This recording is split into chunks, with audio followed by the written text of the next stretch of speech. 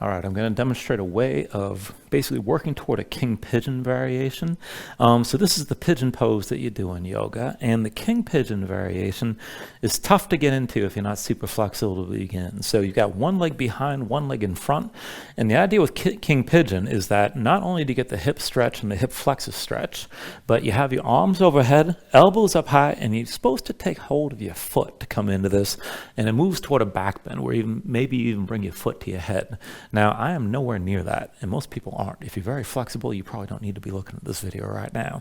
But if you're not that flexible and you're wondering, how the hell do I get even close to that? I'm going to show you how I work this now and again, just working on the balance, working on the hip flexor stretch and the shoulder opening. And I'm using basically a bicycle inner tube, and this is basically an elastic band. Now, you can do this with a cloth band that won't flex at all and won't stretch. I prefer to use these because it's good it gives you something to kick against, and you can vary the amount of tension you have just by walking your hands up the band and picking up some of the slack and still kicking in and playing against the resistance and the elasticity of the band. So you got to figure out what you want to use here, and you might find that it might be better for you just to use a cloth band or a belt. But anyway, same principle.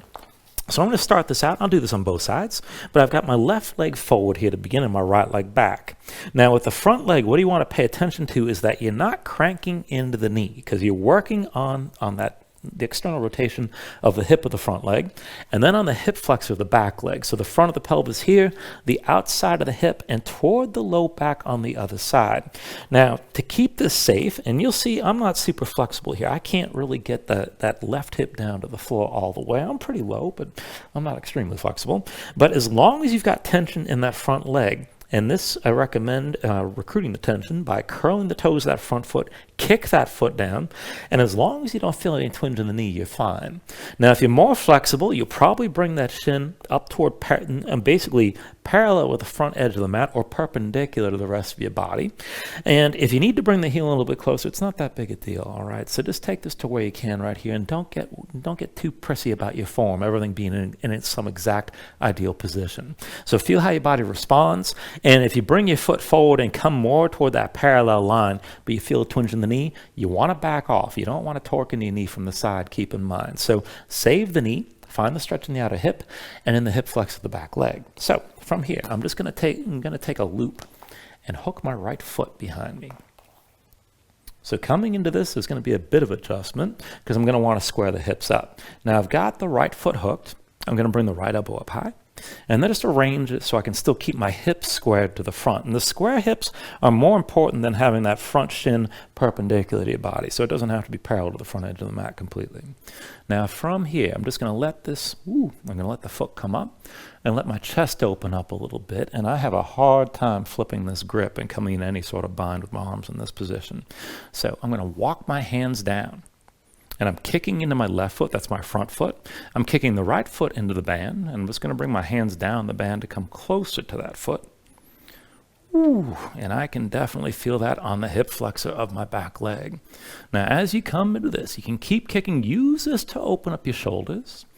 And, maybe you touch a foot at some point down the road, and maybe you don't. It's not that big a deal, but this is definitely a good intense stretch for the shoulders and the upper back, getting into the lats, the side of your rib cage, and definitely get into the hip flexors of the back leg. And when you come into this, I try to hold this probably for at least 30 seconds at a time.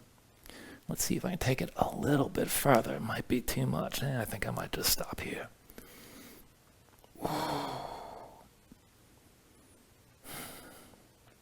And then I'm just going to release this slowly and let the band slide out a little bit.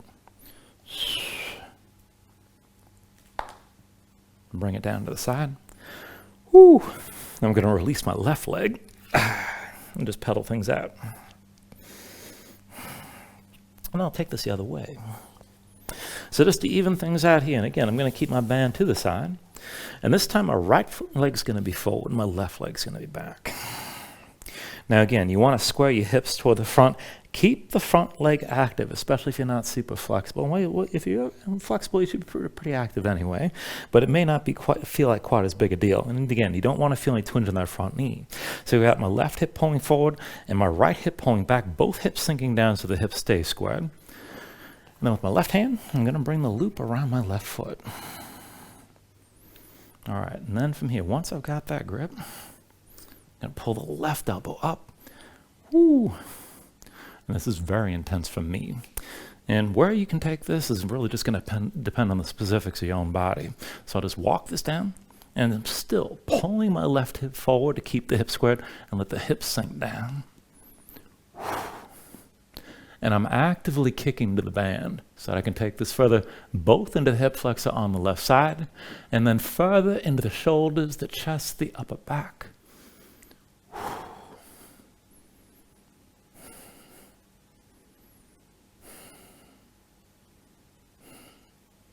All right, and then I'm going to come back down.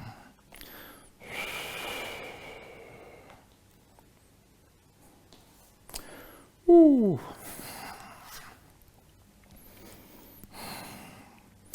All right, and as far as yogis go, I know that's not the prettiest variation or the deepest variation that you're going to see, but this is a good way to work this sort of shape when you don't have that natural flexibility or just the length of limbs that can bring your hand all the way back to that foot easily.